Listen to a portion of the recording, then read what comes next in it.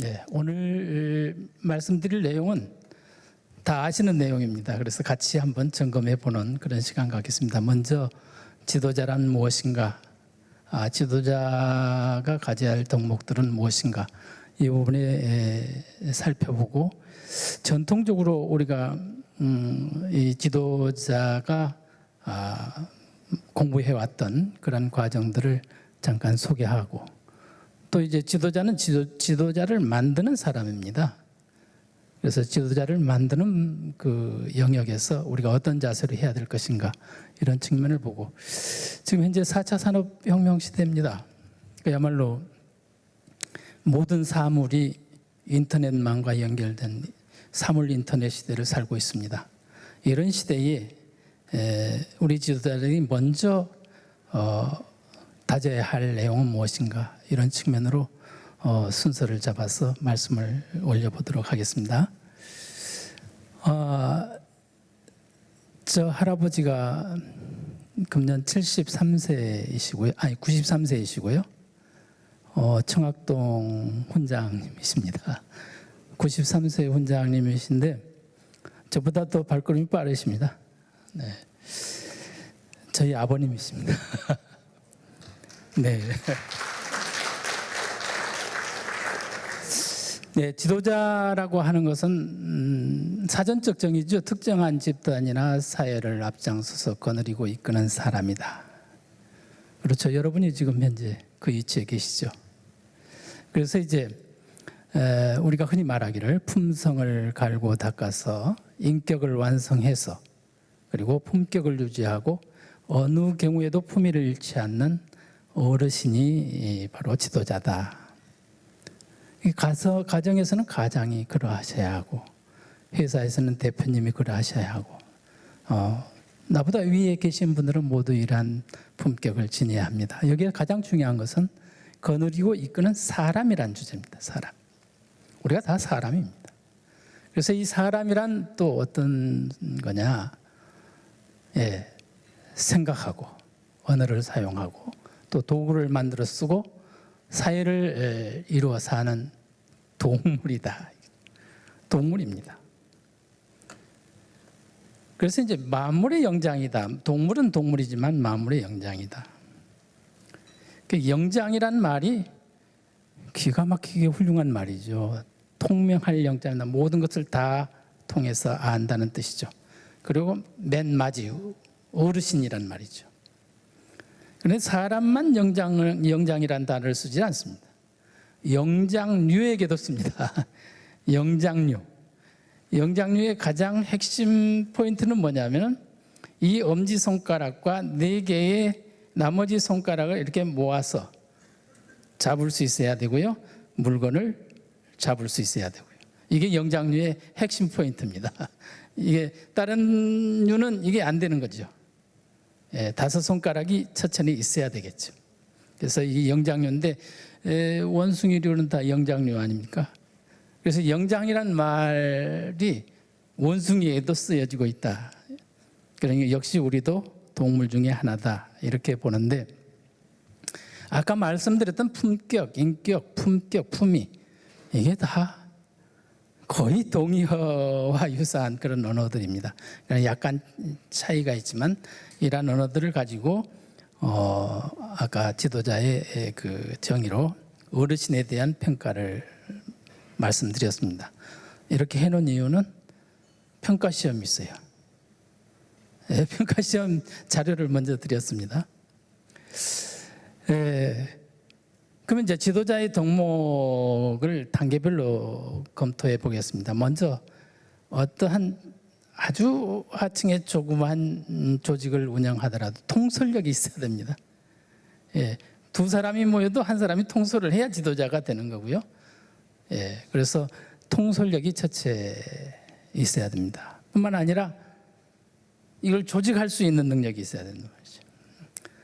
이해를 조직할 수 있고, 대의를 조직할 수 있고, 이래서 사람을 끌어모을 수 있는 역량이 있어야 되죠. 이게 지금 전부 역으로 되어 있습니다. 지도자는 힘이 있어야 됩니다. 그래서 전부 힘력자를 써서 지금 정의를 내려봤는데, 통솔력과 조직력을 갖추면 그래도 중하위의 지도자는 될 수 있습니다. 이제 좀 더 높은 단계로 나누면 하하위, 가장 아래 단계의 지도자입니다. 이게 있으면 지도자가 됩니다. 그 다음으로 이 통솔하고 조직하려면 가장 중요한 게 설득력이죠.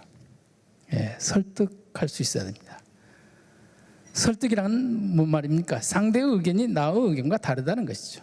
이 다른 의견을 갖게끔 설득할 수 있는 그러한 힘이 필요한데, 여기에는 그 전국시대 한비자라는 사람이 그 한비자가 남긴 책을 역시 한비자라고 하는 책으로 지금 전승되고 있습니다. 거기에 유세가 대단히 어렵다는 편, 세난편이 있습니다. 세난편에서 핵심 3가지, 설득할 수 있는 방법 3가지를 집어놨습니다. 물론 설득을 하려면 논리가 정연해야 되죠. 그렇지만 그보다 더 중요한 게 있다. 그건 상대의 마음을 감동시킬 수 있어야 된다. 이게 아무리 올바르고 좋은 말씀이라도 기분 나쁘게 하면 절대로 설득이 안 되죠. 그래서 마음을 먼저 얻어라.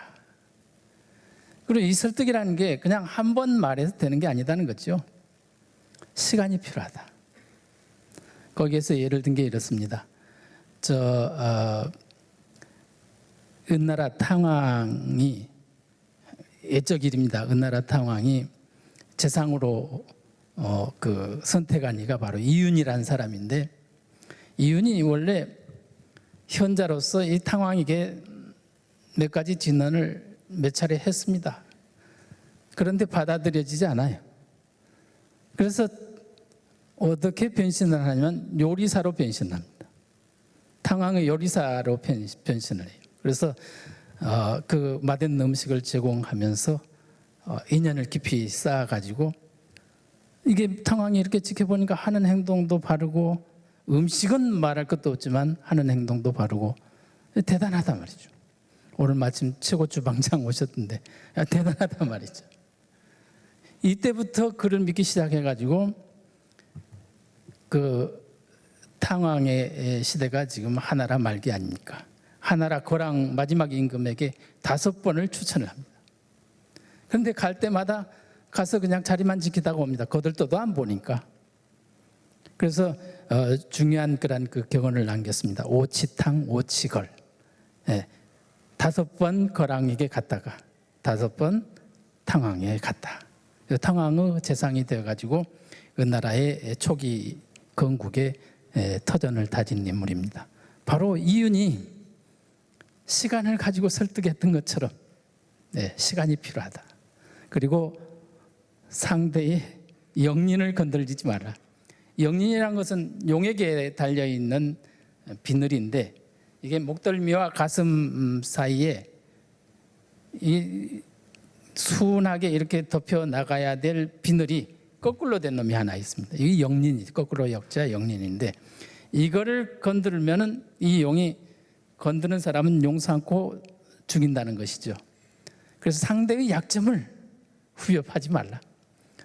집에서도 마찬가지죠. 아내의 약점, 남편의 약점을 후벼파지 말라. 이건 조용할 리가 없다. 그래서 설득이라고 하는 3가지 명제를 이렇게 주고 있습니다. 설득의 가장 중요한 것이 호소력이죠. 호소력은 남을 감동시키는 겁니다. 이게 감동시키는 게 쉽지 않죠. 오늘도 제가 이 말씀을 올 때 여러분을 감동시켜야 하는데 감동시키는 게 쉽지 않습니다. 감동시키려면 어때야 됩니까? 진실한 호소력이 필요하죠. 진실에 입각한 호소력이 필요하죠. 이게 있으면 이제 중급 단계의 지도자가 됩니다. 이 정도가 되면 중급 단계의 지도자가 됩니다. 그래서 이제 상등의 초반으로 올라가려면 신념이 투철해야 한다. 자기가 가고자 하는 목표, 자기가 이끌고 가고자 하는 목표가 투철해야 된단 말이죠. 확고한 신념이 있어야 된단 말이에요. 이 지도자를 한 사람이 이렇게 할까 했다가 또 다음 날을 이렇게 하자 이렇게 바꿔버리면 이게 따르는 무리들이 수정할 수가 없는 그런 경우가 되죠. 신념이 확실해야 합니다. 그리고 결단력이 있어야 됩니다. 물론 이 신념이 확실한 사람은 결단할 수 있죠. 근데 이 결단이라고 하는 것은 뭘 전제로 하느냐? 실천력을 전제로 한단 말이죠. 실천하는 힘이 필요하단 말이죠.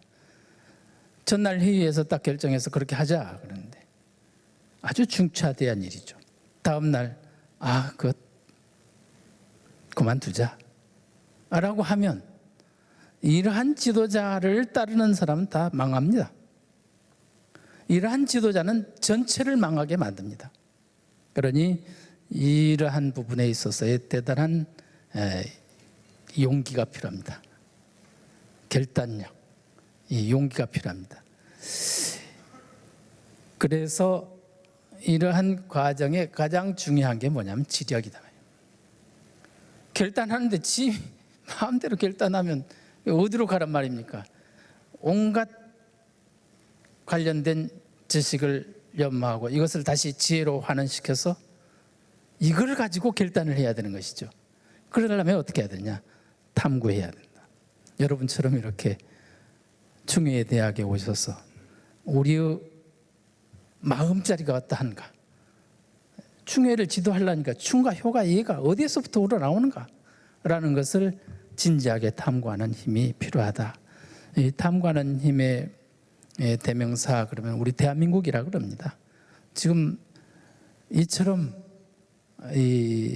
좀 연로하신 분도 계시고 젊은이도 계십니다만은 이렇게 열심히 공부하는 나라가 그리 흔치 않답니다. 특히 자식들을 공부시키려고 하는 그러한 학구열 세계 1위입니다. 세계 1위. 네. 그래서 오바마 대통령께서도 한국을 닮아라라고 할 정도로 대단한 나라죠. 그래서 이러한 역량을 가지면 충분한 판단의 힘이 생기고 이 판단의 힘을 가지고 따르는 무리들을 이끌고 갈 수 있는 통찰력이 생깁니다. 통찰력이 없는 지도자는 중간쯤의 지도자일 뿐입니다. 이 전체를 이끌고 가는 대표 지도자는 될 수가 없습니다. 통찰력이 더욱 심오해지면 남들이 보기에는 예언력이 됩니다. 예언력. 미리 어떻게 될 것이라고 하는 전제를 두는 것이죠. 그런데 가보면 그렇게 이루어지더라. 이 통찰력이 없는 지도자는 지도자 노릇하기가 어렵습니다. 이러한 역량을 키워나가야 된다. 이거죠. 그런데 이게 가장 중요한 게 있습니다. 바보스러워야 한다. 바보스럽다고 하는 명제는 뭡니까? 이해를 따지지 않는다는 거죠. 나한테 이로우냐 해로우냐를 따지지 않는단 말이에요. 거의 보면 해로운 쪽으로 가고 있단 말이죠. 왜 해로운 쪽을 선택해 가느냐? 뭘 보았기 때문입니까? 대의를 보았기 때문입니다. 대의를 보았기 때문에 지금 현재는 분명히 손해입니다. 대의를 따라가다 보면은 가까이선 분명히 이익이 큰 것이었는데 멀리 바라보면 대의만이 이익인 줄을 알게 됩니다. 바보스러워야 합니다. 이익을 따져서는 안 됩니다. 나의 손익을 계산해서는 안 됩니다. 그러게 되면 결국 무리를 잃게 됩니다. 그래서 이제 중요한 게 뭐냐면은 계속 지도자 옆에 성실, 공헌, 헌신, 절제, 신뢰, 의리, 책임 한 번도 빠지지 않았습니다.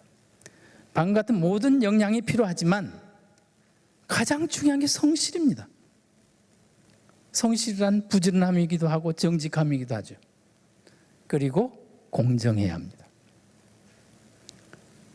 이 공정이란 말은 조그만 뭡니까? 어깨 집단에서도 통하는 거죠. 뭡니까?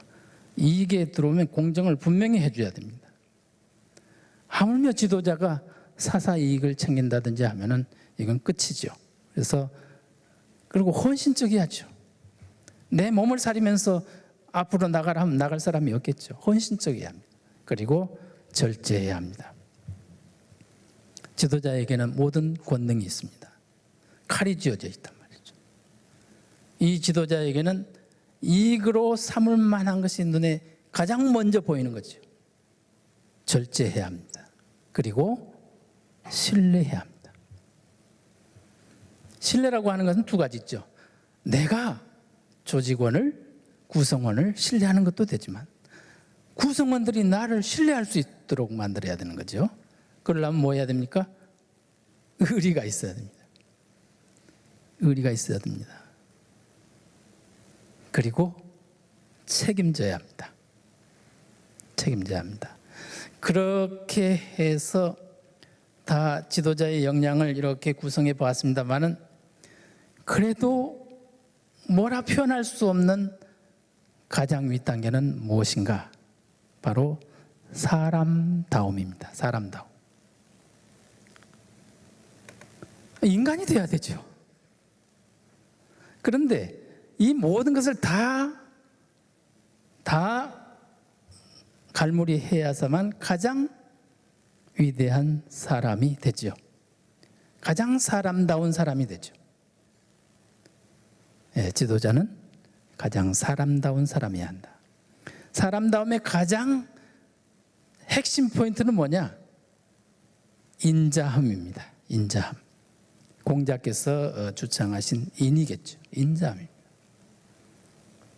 그 인자한 지도자, 가장 인자한 지도자, 정이 넘치는 지도자가 가장 상등의 단계가 됩니다. 여러분은 지금 이 단계 가운데 어느 정도 되신 지도자이신지 한번 살펴보시기 바랍니다.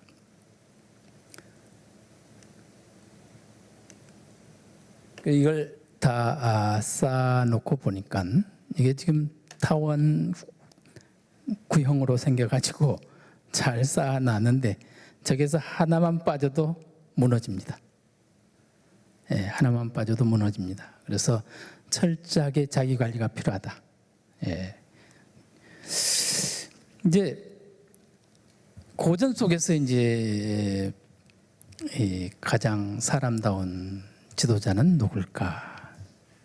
우리도 사람이지 않습니까? 사람인데 사람이라고 해서 다 사람이냐? 그냥 이 몸만 사람이고 생각은 이상한 쪽 가 있는 사람도 많죠. 그래서 가장 사람다운 사람은 누구일까? 바로 누굽니까? 정답이 있습니까? 정답 없습니까?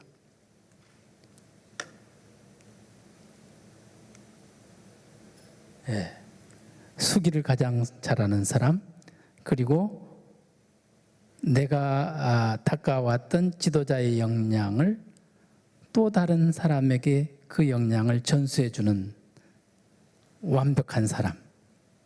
이 과정이 우리 지도자의 길입니다. 실은 자기 몸을, 자기 자신이 완성된 품성을 갖추는 것도 가장 기본적인 요건이지만 나와 같은 지도자를 다시 또 만들어내는 그 실천이 바로 지도자의 몫입니다. 나만 잘해서는 안 되거든요. 남도 잘하게끔 해줘야 되는 것이죠. 그래서 수기와 치인, 그런데 이 수기와 치인을 완성하면 가장 사람다운 사람이 된다. 바로 그 사람다운 사람을 우리는 뭐라고 하느냐 하면은 성인이라고 합니다. 성인. 여러분은 지금 성인이 되어가고 계십니다. 그래서 성인이란 말이 이룰성자 성인, 성인성자 성인, 의미 같으죠. 성인이란 이룰성자 성인, 완성되어 가는 사람입니다. 완성된 사람은 곧 성인이시고, 그래서 완벽한, 그야말로 가장 사람다운 사람은 성인이라는 것이다. 그래서 지금 한번 읽어보겠습니다. 처음 배우려 함에 먼저 모름지기 뜻을 세워야 한다. 반드시 성인이 되겠다고. 이게 제가 한 말씀이 아니고요. 율곡 선생님께서 하신 말씀입니다. 율곡 선생님께서 가장 초학자들에게 교육을 시킬 때 너희들은 성인이 되겠다고 목표를 세워라. 이게 기록된 책이 경목요괴라는 책입니다. 이 경목요괴를 성학지묘라는 책 속에 같이 넣어진 한 편인데, 이게 선조 임금에게 당신은 이것을 공부해서 성군이 되십시오 하는 그 책 중에 들어 있습니다. 그래서 이제 성인이 되겠다고 목표를 세우라고 하는 말씀이 우리가 지도자의 과정을 쭉 덕목을 살펴볼 때에 저렇게 되어가는 것이 성인이구나를 아실 수 있을 것입니다. 그렇다고 하면 여러분은 바로 성인이 되겠다고 이미 나선 겁니다. 우리 목표는 성인이 되는 것이고, 그것이 좀 부담스러우면 사람다운 사람이 되는 것이다 말이죠. 우리 목표는 사람다운 사람이 되는 것이다. 그렇지 않습니까? 그러면 이 사람다운 사람이 되는 게 도대체 어떻게 해야 되는 거냐? 아까 여러 가지 지도자의 역량을 쭉 나열했습니다만은, 사람다운 사람이 되는 건 뭐냐 도대체? 사람의 길을 가야 합니다. 사람의 길을 가야 합니다. 사람의 길을 우리는 인도라고 그러죠. 사람인 길도 해서 인도라고 하지 않습니까? 지금 차도와 인도할 때도 인도 쓰지 않습니까? 사람이 걸어가는 길입니다. 그럼 사람이 걸어가는 길을 간다는 것은 무슨 말이냐? 사람 노릇을 한다는 말입니다. 사람 노릇을 해가는 방법이 딱 정해져 있습니다. 사람 노릇을 하는 방법이 정해져 있어요. 많지도 않거든요. 몇 가지일까요? 육아에서는 5가지 딱 세워놨습니다. 육아에서 세운 게 아니죠. 신라시대 원광법사가 그 화랑들에게 교시를 내려주죠. 가르침을 주는데 5가지 덕목이거든요. 그 5가지 덕목을 뭐라고 했냐면 세속오계라 그랬습니다. 세속오계. 그럼 뭐 말입니까? 세속에서 이미 우리 민족에게는 이 세속에서 이미 5가지 이 덕목을 실천해 오고 있다. 그것만 지켜라. 바로 그 5가지가 우리는 소위 말해서 오륜이라고 하는 것이거든요. 오륜. 너무나도 잘 아시죠, 우리가. 잘 아시는데 아까 말씀드렸잖아요. 그러한 지도자의 역량들이 다 필요한데 거기에서 지혜의 힘이 필요하고 탐구의 힘이 필요하고 거기에서 신념이 필요하고 여러 가지 필요하는데, 이 5줄 해봐야 20글자거든요. 이 20글자의 의미를 그러한 방법으로 실천해 나가면 곧 성인에 다다른다는 것이 이 성인들의 가르침입니다. 첫 번째 덕목입니다. 부자유친이죠. 부자유친은 아비와 자식은 친함이 있다, 있어야 한다 아니고, 아비와 자식은 친함이 있어야 한다가 아니고 아비와 자식은 친함이 있다. 어떤 친함인지, 어떤 친함일까요? 우리가 제사를 우리가 지내죠. 제사를 지내는데 처음에 이제 강신이라 해가지고 술을 모사 그릇에다가 이제 따라서 세작을 해서 붓고 또 향을 사르죠. 모사 그릇을 이 제사상 앞에다 놓는 이유는 땅을 옮겨온 겁니다. 이제 술을 부어야 되니까. 그래서 혹 지하에 계신 채백일랑 이 향을 맡고서 임하시고, 또 향을 피우는 것은 혹 허공 어디라도 계시거들랑 이 향을 맡고 임하소서. 그래서 이제 앞에다가 사진을 놓든지 지방을 쓰든지 해서 제사를 모시지 않습니까? 그런데 이걸 보는 사람이 어떻게 신이 오나, 어떻게 아버지 어머니가 오시나 보는 사람이 있어요. 어디서 오나? 수십 년 지나는데 땅속에서 올 리도 없고 못 오시죠. 그냥 의식일 뿐이죠. 그런데 그때의 그 정성, 꼭 오십시오라고 하는 그 정성으로 향을 피우고 세작을 하니까 그 시간에 가장 정성이 깊답니다. 실은 뭐 제사에 음식을 올리고 할 때는 어수선하니까 정신이 흐트러지는데 바로 향 피울 때와 세작을 해서 그 강신을 할 때가 관이라고 그러거든요. 그거 할 때가 가장 정성이 깊대요. 그때 나타나는 신의 모습이 어디서 나오느냐 보았더니 제주 몸에서 나오더랍니다. 제주 몸. 제주는 자식 장자의 몸이죠. 지금 자식이 지금 제사를 바치고 있으니까. 그러니까 어버이의 영혼이 깃드는 곳은 바로 자식의 몸이다.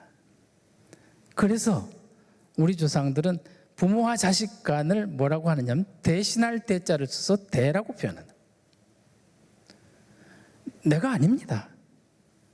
아버지가 계시면 나는 내가 아니라 아버지 대신한 자다. 대신한. 그래서 아버지와 나는 일대다. 일대. 대신할 때자를 쓰는 이유가 아버지를 대신해서 계속 전승되어 간단 말이에요. 몇 퍼센트로 전승되어 가느냐? 우리 DNA가 99.9% 확실한 부자관계다. 이게 나오지 않습니까? 이 DNA가 전승되는 거니까요. 그런데 이걸 보시는 분들은 그 제주 몸에서 나오는 것을 본 사람이 있대요.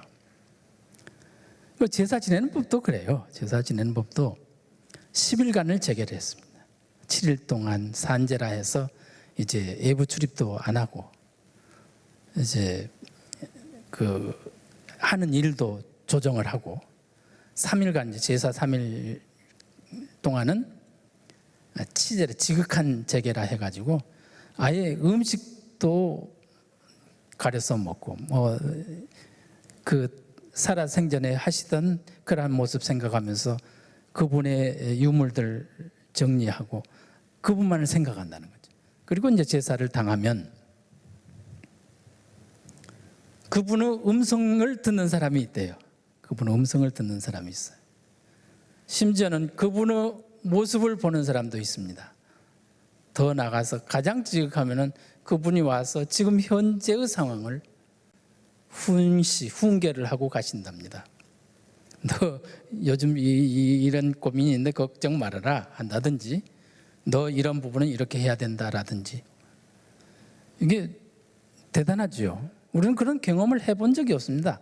우리가 제사를 다 바치지만 그런 경험을 해본 적이 없지 않습니까? 그러니까 제사가 귀찮죠. 요즘 어떻습니까?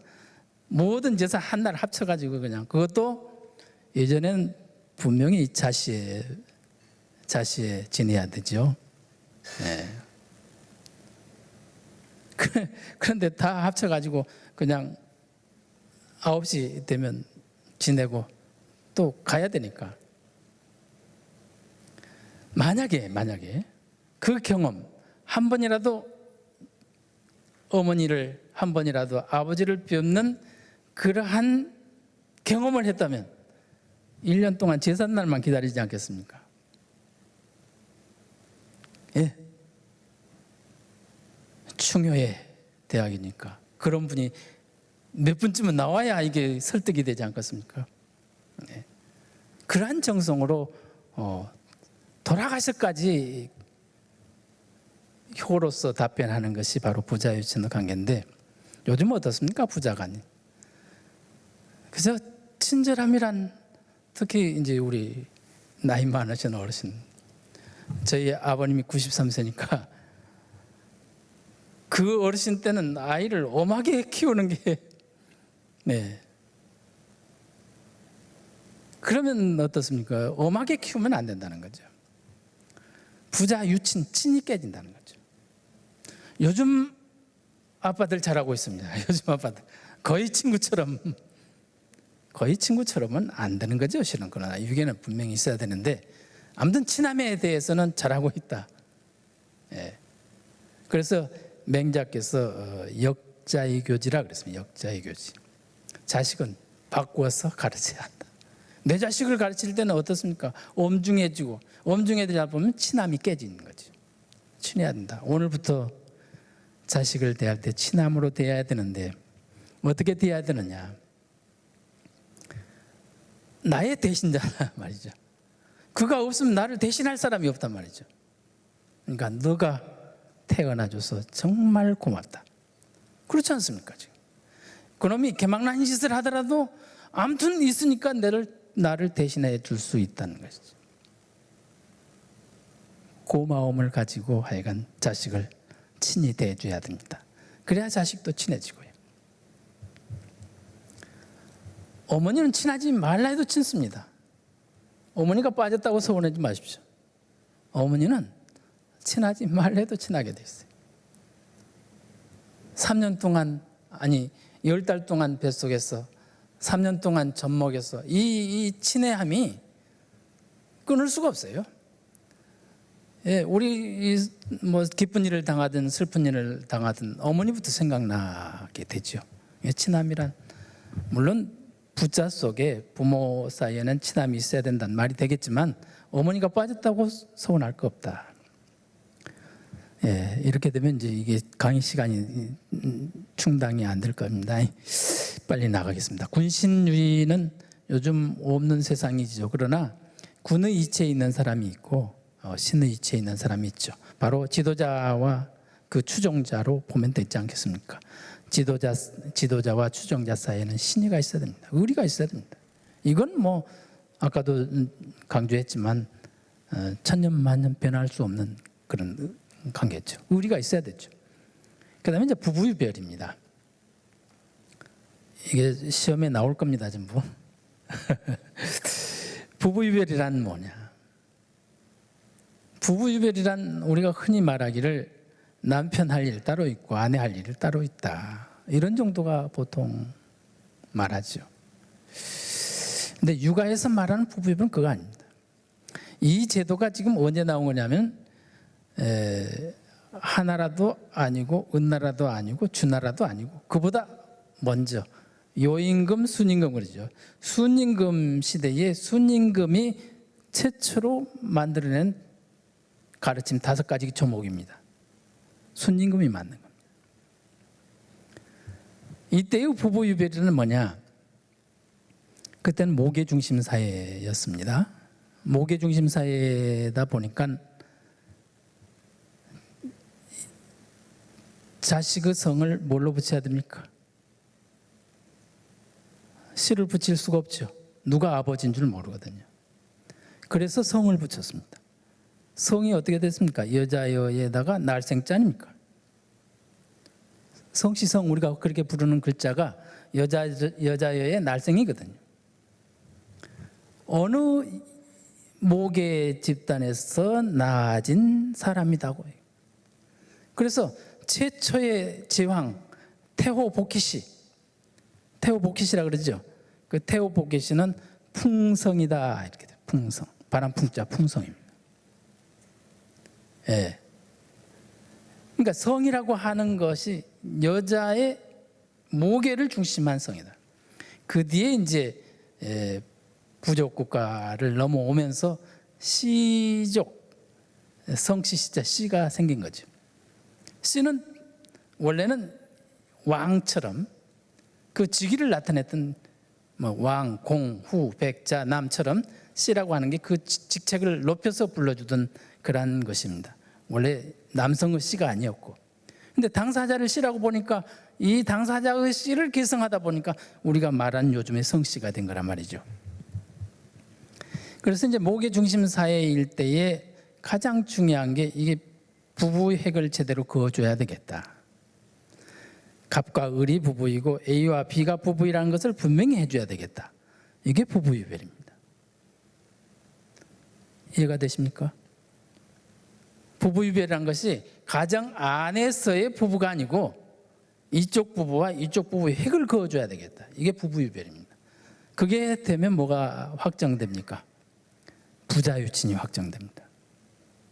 그게 없으면 뭐가 됩니까? 부자유친이 형성될 수가 없습니다. 이해가 되십니까?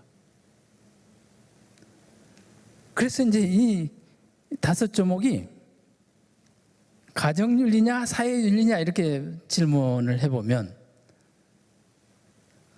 가정윤리입니까? 사회윤리입니까? 어떻습니까? 답변을 안 하시니까 상품을 거려야 되겠네요. 네, 가장 먼저 손들고 정답 말한 분에게 상품 드립니다. 율곡 선생님이 쓰신 갱목요결 드리겠습니다. 없습니까? 넘어갈까요? 네.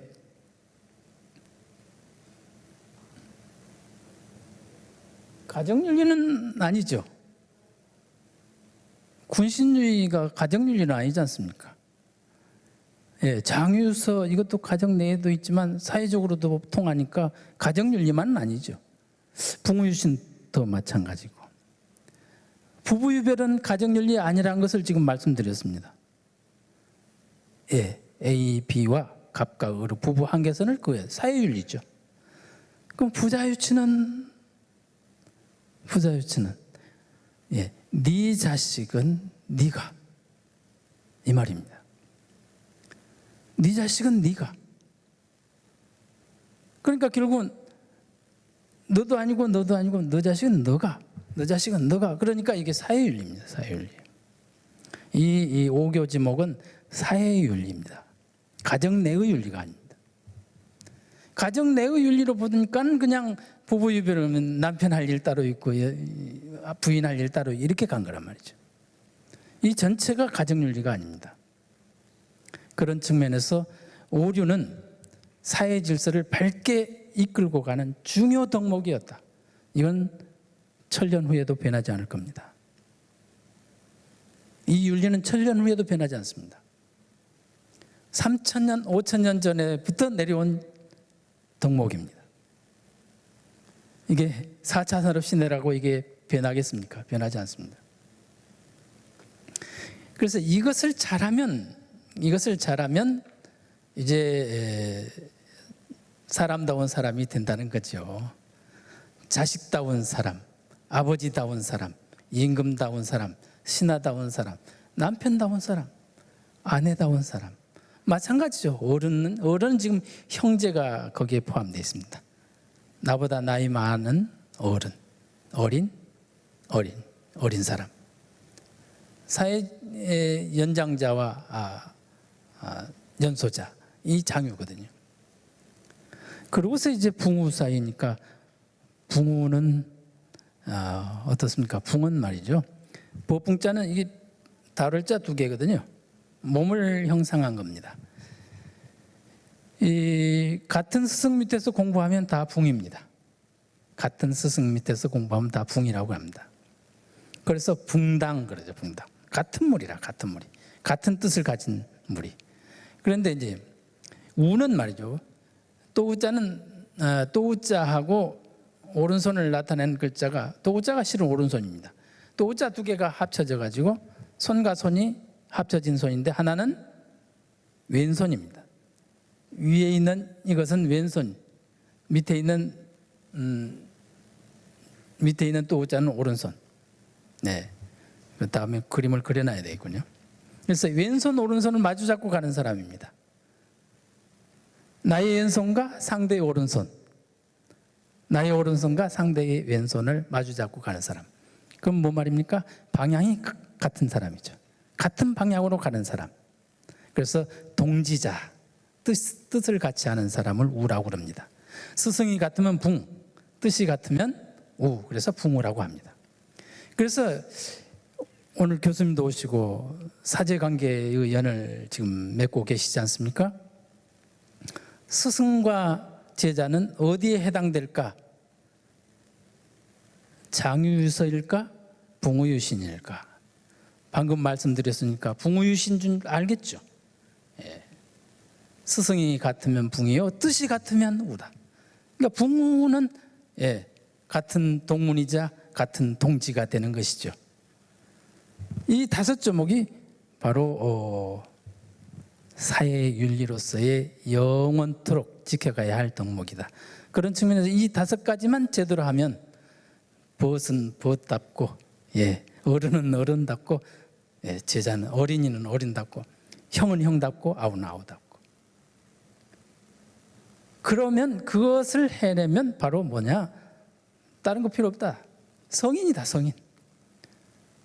성인이란 용어를 우리가 말씀드렸지 않습니까? 사람다운 사람이다.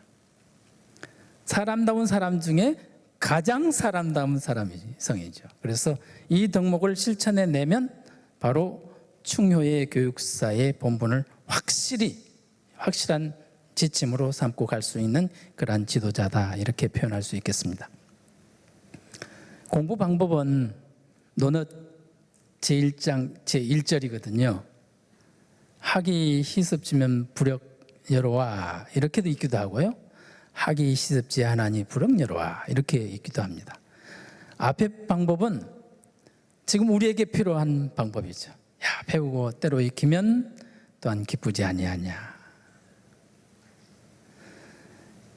이게 배울 학자가 문제입니다. 우리가 지금까지 근 100여 년 동안 공부 방법이 지식 위주의 공부를 하다 보니까 지금 이렇게 하는 것을, 이렇게 지금 앉아서 듣고 있는 이런 과정을 배운다고 표현하죠. 지금 여러분 여기 배우러 오셨다고 그러죠. 그런데 실상 공자께서 말씀하시는 저 배울 학자는 본받는 겁니다. 본받는 거. 예, 지도자가 앞서서 나아가는 그 아름다운 모습을 본받는 것, 이것이 이 배울 학자의 뜻입니다. 본받는다는 것은 머리로 하는 게 아니죠. 바로 몸으로 하는 거죠. 실천하는 배움입니다. 그러니까 아까 부자유치 낸데 아비와 자식의 친함을 내가 몸소 실천하는 게 학이단 말이죠. 그 실천하는 학의 과정이 한없이 차이가 있습니다. 한없이 차이가 있습니다. 1단계 하는 사람, 10단계 하는 사람, 30단계 하는 사람, 성인은 100단계를 하시겠죠. 실천하는 것입니다. 그러니까 뒤에 단락의 말은 뭐겠습니까? 공자께서는 아마 학이 시습지 하나니 불역여로와, 이렇게 말씀하셨을 거예요. 배우고 때로 익혔나니, 성인의 경계에 이미 이르렀나니 또한 기쁘지 아니하냐, 이렇게 읽지 않았을까? 그렇다면 여러분은 어느 쯤으로 지금 향해 가고 있는가, 이걸 살펴보시기 바랍니다. 자, 보시면 이제 날마다 새로워진다, 일신, 일일신, 나날이 새로워진다, 오일신, 또 날로 새로워진다. 아까 그 단계를 배움의 단계에서 30점짜리, 50점짜리, 100점짜리 날마다 달라지는 거죠. 네. 그래서 우리는 여기에서 가장 중요한 게 뭐냐면 지선이라는 게 있습니다. 지극한 선. 그러니까 지극한 선이란 뭐냐? 성인만이 해낼 수 있는 선, 그게 지선입니다. 성인만이 해낼 수 있는 선이 지선이다. 그런데 여러분은 이미 성인의 길을 들어섰으니까 여러분이 100점으로 행해내야 할 선이 지선이다. 예. 그래서 그 과정을 통해서 가는 겁니다. 저게 이제 두 번째 세 번째 총명이라는 게 있습니다. 이게 몸으로 학습이 되든지 지혜로 학습이 되든지 간에 하나의 단계를 오르면 귀가 밝아집니다. 귀가 밝아진단 말은 듣는 말을 모두 이해한다는 뜻입니다. 그리고 눈이 밝아집니다. 명자는 눈 밝을 명자인데 눈이 밝아집니다. 보는 것마다 진실 그대로를 본다는 거죠. 보는 것마다. 우리 지도자들께서 항상 실수하는 점이 이 점입니다. 내가 최고다. 내 의견이 최고다. 이게 실수거든요. 그렇게 되면 이게 귀가 밝아지지 않고 눈이 밝아지지 않단 말이죠. 이걸 탈피해야 되는 거예요. 얼마나 무서운가 한번 말씀드려 볼까요? 얼마나 이 눈과 귀가 거짓말을 하는지 말씀을 드려보겠습니다. 40대 총각하고 25세 처녀가 서로 눈이 맞았는데 40대 총각이 아니었네. 딸이 하나 있었어요. 그런데 이 25세 여인이, 숙녀가 내가 저 아이를 제대로 키울 것 같아. 그래서 결혼을 해야 되겠어. 그래서 주위의 반대를 무릅쓰고 결혼을 했습니다. 결혼했는데 나는 잘한다고 하는데 저 아이가 나에게 웃음 한 번을 안 주는 거야. 그래서 5살 때부터 키워가지고 지금 8살, 9살까지 초등학교 2학년이 됐어요. 내일 소풍을 간다고. 요즘 소풍 가나요? 도시락을 이제 싸는데 밤새 정성을 들여가지고 그야말로 꽃으로 수놓은 도시락을 싸줬어요. 그런데 이놈이 갔다 오는데 무거운 도시락 가방 그대로를 갖다가 놔요. 엄마로서 얼마나 비참하겠어요. 그냥 자기도 모르게 눈물이 펑펑 쏟아져요. 서러워서. 그래서 아이를 붙들고 내가 믿느냐? 왜 이 도시락을 안 먹었느냐?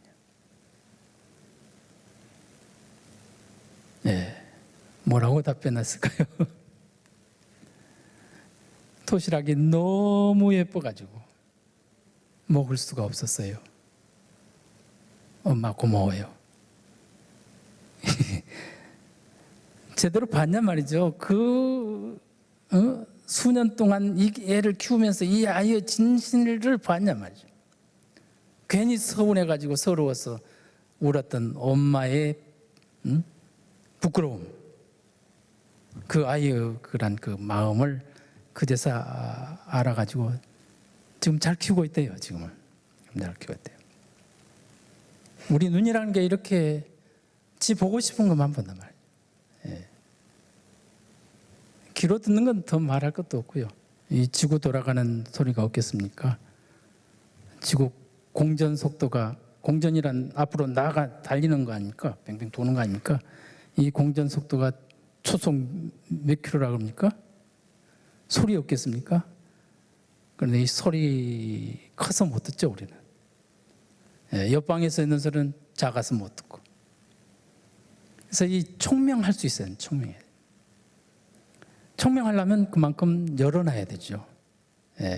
그러한 공부가 필요하다. 방금 말씀드렸던 지선은 날마다 새로워져 가는 단계죠. 그러니까 오늘부터 날짜 잡죠. 뭐. 우리 부부 사이. 충분히 부부 유별만 말하고 더 중요한 건 말하지 않았네. 부부 사이는 뭐냐? 가정 내의 부부 사이는 뭐냐? 부부 유은 그럽니다. 은혜 은자. 서로 은혜해야 한다. 가정 내의 질서에서의 부부는 은혜해야 한다. 은혜 은자는 원인 인자의 마음 심자거든요. 항상 원인이 되는 마음을 선사하겠다. 당신에게 언제나 원인이 되는 마음을 선사하겠다. 그래서 옛날 어르신들은 다 은혜한다고 그랬죠. 사랑한다고 하지 않았죠. 은혜한다 했습니다. 네가 무슨 짓을 하든 나는 죽도록 너만을 위해서 헌신하겠어. 봉사하겠어. 이게 은혜한다는 뜻이거든요. 오늘부터 하루 날짜 봐가지고 은혜 100점짜리 만들기 가자는 거죠. 그 지선입니다. 거기 도달하면 뭐라고요? 성인이라니까요. 성인. 거기 도달하면 성인입니다. 부자 유친도 오늘 하자 말이죠. 부자 사이의 친함. 오늘 1일 잡자 말이에요. 오늘 1점짜리면 좋다. 1점이라도 좋다. 그러나 우리 목표는 100점 가자. 그 100점이 바로 지선입니다. 그렇게 해서 보다 보니까 불선이죠. 우리는 다 불선인입니다. 불선이란 뭔 말이냐? 아직 지선이 되지 않았다. 악과는 전혀 다른 말이죠. 악은 아주 나쁜 놈이고 불선은 아직 지선이 되지 않았다. 불선한 자, 아직 지선에 도달하지 못한 자. 그러니까 30점, 실은 99점도 불선입니다. 지선 아니지 않습니까? 그래서 99는 비백냐라. 99는 100이 아니다. 예, 물을 끓일 때도 100도에서 끓지 않습니까? 100도에서 끓는데 99도 1대의 물과 100도의 1대의 물의 성질은 완전히 다릅니다. 그 일이라고 하는 게 대단히 중요하죠. 바로 그 일을 성취하지 못하니가 안자다 이렇게 말하잖아요. 공자는 100이라 한다면 안자는 99점이다 이거죠. 그래서 성인은 아니다. 성인 아니고 현인이라고 그러지 않았습니까? 예. 그래서 우리는 지금 불선자예요. 불선자. 아직 지선에 도달하지 못한 자. 그렇지만 악으로부터는 이미 떠나온 자입니다. 예. 특히 충회 대학의 학생으로서는 이제 이미 성인의 길을 가자라고 결정한 것이다. 이렇게 봅니다. 공자께서 이렇게 말씀해요. 반도에서 군자는 도를 행하다가 99점, 100점을 행해 나가다가 중간에서 죽는다.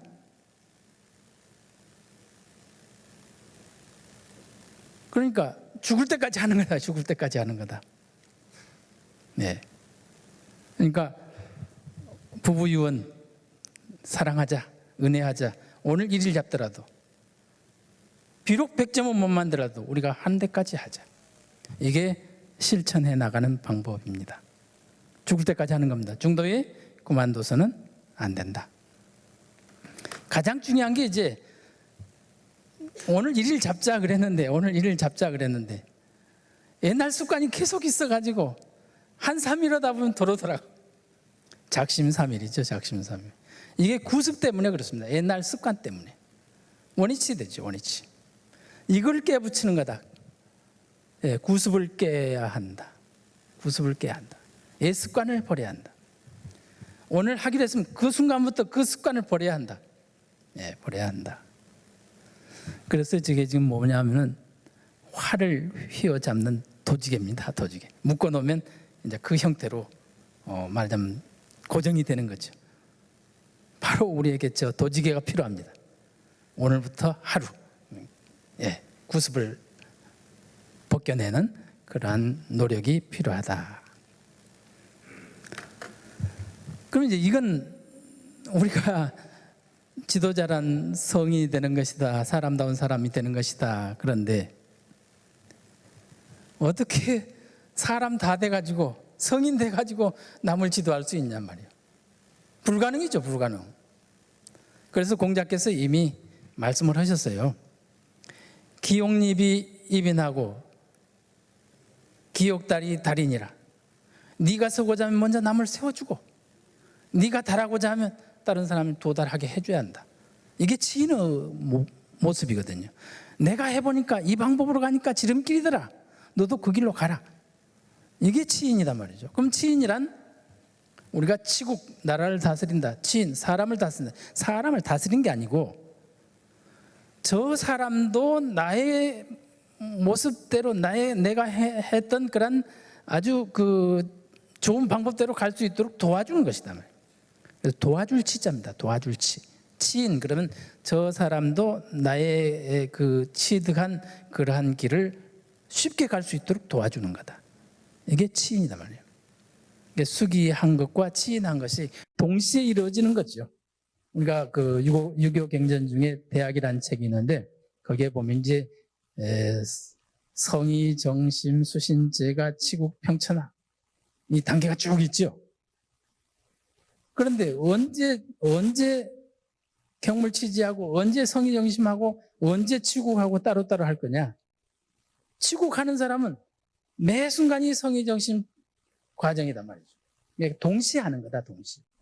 여러분 지도자 노릇은 동시에 하는 겁니다. 이미 이 순간 들어서는 순간부터 동시에 나도 닦아나가고 남도 지도자가 되게끔 인도해주고 하는 것이다. 가장 중요한 건 자기가 하고자 한 대로 되지 않았는데 남은 하라고 하면 안 된다. 네가 해보고 네 경험대로 알려주라. 이게 가장 중요합니다. 자기는 하지 않으면서 그렇게 하란다. 이건 안 된단 말이에요. 네가 해보니까 된다. 너도 해봐라. 이것이 치인의 방법입니다. 지금 우리가 이제 지도자로서 가장 중요한 우리 좀 전에 그 무대를 열 때 독도 문제 영상을 봤습니다만은 우리의 진단이 필요하다. 우리의 지금 오늘의 현대 사회가 왜 이렇게 무질서하게 됐는가라는 것을 검토해 볼 필요가 있습니다. 그 검토를 해야 약이 처방이 될 수 있으니까. 우리는 지금 일제강점기 35년 동안 우리 가정이 파괴됐습니다. 남자는 남자 구실을 할 수 없었습니다. 전부 독립운동하고 나가고 오직 지키고 있는 건 여인들이 가정을 지켰습니다. 6.25 동란 200만 사망자. 다 남편들 다 죽고 여인들이 또 건사해 왔어요. 이 근대사입니다. 가장 최근 IMF 사태, 이 보면은 30만 가장들이 노숙자가 되었다는 거라. 이게 우리에게 연이어진 그런 재앙입니다. 그러다 보니까 주체성 상실하고 공동체 문화 붕괴되고 가풍 문화가 상실되어 버렸습니다. 예전에 할아버지들에게 손자, 손녀를 맡겼습니다. 지금 없습니다. 그 문화 자체가 없어요. 그러니까 이 가풍 문화가 완전히 상실됐죠. 가풍이란 게 지금 참 보기 드물죠. 이걸 해결해야 될 게 이제 지도자들이 해결을 해야 된다는 거죠. 아베 노부유키가 아주 망을 하고 갔는데 저주를 붙고 갔는데 그 저주가 지금도 살아있습니다. 살아있습니다. 독도 자기 땅이라고 하는 건 그건 크게 문제 안 됩니다. 독도 대체법은 그냥 가만히 있으면 됩니다. 그 영남대학교 독도문화문제연구소가 있는데 거기 있는 친구가 질문을 해요.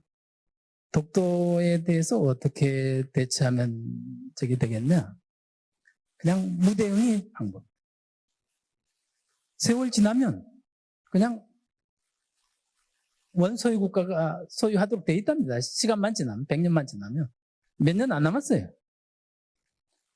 얘들은 지금 국제사법재판소로 끌고 가려고 하는 거거든요. 대응하지 말고. 다만 우리는 알고 있어야 되죠. 그래서 독도 영상도 봐야 하고. 예. 그러나 대응 방법은 안 하면 된다. 이건 큰 문제가 아니다. 그런데 더 큰 문제는 지금도 일본 지도자들은 마음속에는 이 대한민국이란 땅이 호시탐탐 노리는 그대로 보면 가나안 땅이에요. 가나안 땅. 우리는 거기에 대해서 경각심을 가져야 한다. 이게 끝나지 않았습니다. 이게 노부유키 총독 그 손자가 아베 신조라는 거죠. 그러나 희망을 가지십시오. 그 험악하던 1900년 29년이죠 지금. 탁오르 예언입니다. 한번 읽어볼까요? 일찍이 아시아의 황금 시기에 빛나던 밝은 등불을 하나 했던 코리아. 그 등불을 다시 한번 켜지는 날에 너는 동방의 밝은 빛이 되리라. 어디죠? 이게 예언이 지금 맞아떨어지고 있지 않습니까? 우리는 지금 지도자로서 전통을 계승해주는 중심에 서야 하고 또 동세의 서점이라 그럽니까? 여기에 급격히 변해가는 징검다리 역할을 해주셔야 하고 그리고 인류와 함께하는 어르신이 되어야 하겠다는 걸로 됐습니다. 동요 하나 소개할게요. 동요. 1920년대 동요가 뭔 줄 아시죠? 미국 놈 믿지 말고 소련 놈에게 속지 말고 일본 놈 일어난다. 조선 사람 조심해라. 이게 20년대의 동요입니다. 동요랑은 요즘 아이들 부르는 동요는 아니죠. 아이들이 입을 통해서 각설이의 입을 통해서 전승되던 그런 노래입니다. 요즘 이런 노래 들어보셨습니까? 미국은 밀어주고 가고 중국은 주고 가고, 노국은 러시아입니다. 노국은 놓고 가고, 일본은 일해주고 간다. 그러니 대한 사람 대안으로 길이 보존하세요. 이런 동요가 있습니다. 그렇게 되어 가는 것 같죠? 요즘 분위기가 이 방향으로 가고 있습니다. 이 예언들은 아까 통찰력이 더욱 심해지면 예언력이 된다 그랬지 않습니까? 이게 분명히 이렇게 된다. 그래서 결국은 인류의 스승국가로 대한민국은 거듭날 거다. 이게 정신문명이 살아있기 때문에 그렇습니다. 어른이 곧 지도자입니다. 여러분은 지도자입니다. 맞습니까? 맞은 박수로 한번. 예, 지도자는 이렇게 내가 이끌고 가는 전체 무리의 운명을 책임진 사람입니다. 그래서 이러한 예지력, 판단력, 그리고 이 상황을 개척해 나가는 그러한 타개해 나가는 힘, 이게 필요합니다. 그러려면 길을 열고 눈을 열고 고정관념을 벗어던져야 합니다. 네, 감사합니다.